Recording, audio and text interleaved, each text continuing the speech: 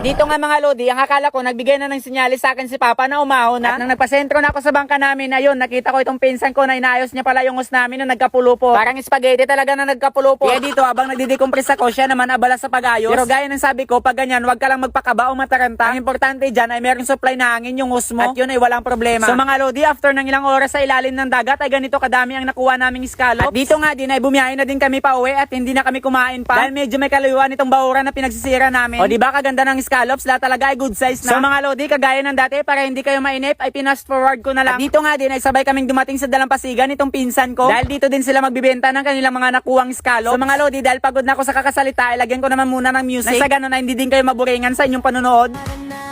Sa isla higante, tara na sa Scallops Festival sa isla higante. Paraiso ng dagat, yamang likas, kayaman ng tapat, may magagandang tanawin, tila lararawang ibig. Halina't tikman ang yaman ng aming dagat. Tara na, halika na, isang selebrasyon na puno ng saya. So at yun na nga mga lodi, pasensya na kung nabitin kayo sa music. At gusto ko din pong ipaalam na malapit na po yung Scallops or Tikab-Tikab Festival dito sa lugar namin. Excited yan. So mga lodi, ito po yung kinita namin sa mga scallops na nakuha namin ngayong araw. 5,985 pesos. So mga lodi, hanggang dito na lang po tayo. See you in my next dive.